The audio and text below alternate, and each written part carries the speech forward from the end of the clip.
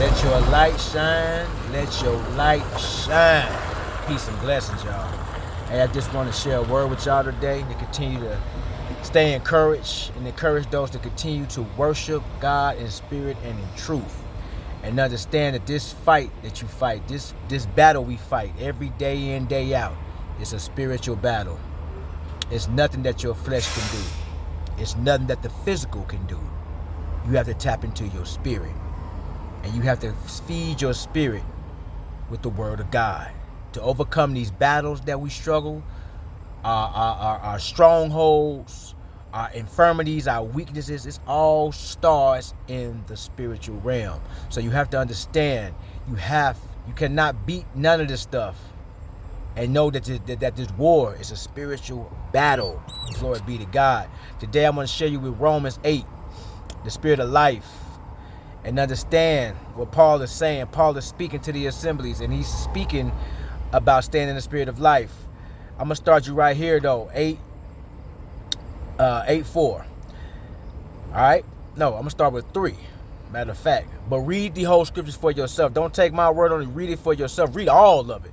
Read all of Romans 6 through 8. I advise you to read daily so you can understand more about the spirit and the flesh. Glory be to God.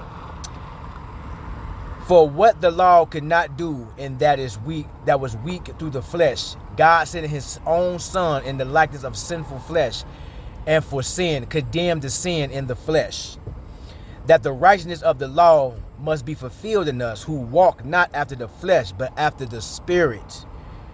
Glory be to God. For they that are after the flesh do mind the things of the flesh, but they that are after the spirit, the things of the spirit. For to be carnally mind is death, but to the spiritual mind is life and peace.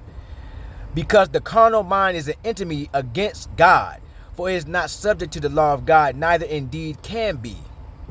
So then they that are in the flesh cannot please God. You hear that? I'm going to read it again. Romans 8:8. I'm going to say it again. So then they that are in the flesh cannot please God.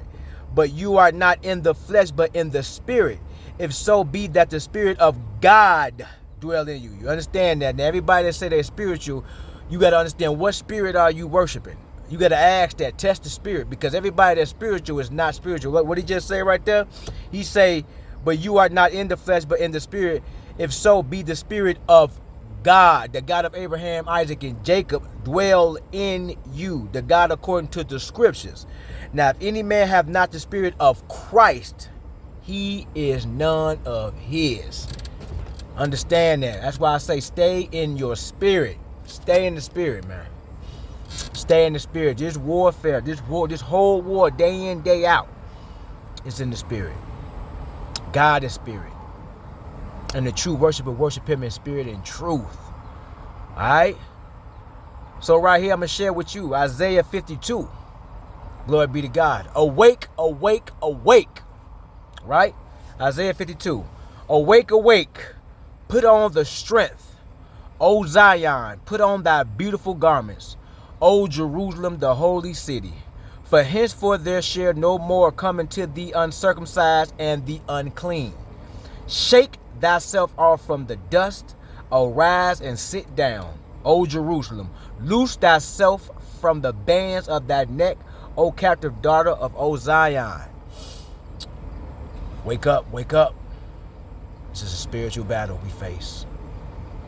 Know who you are, know who you serve, and know who you follow. Peace and blessings.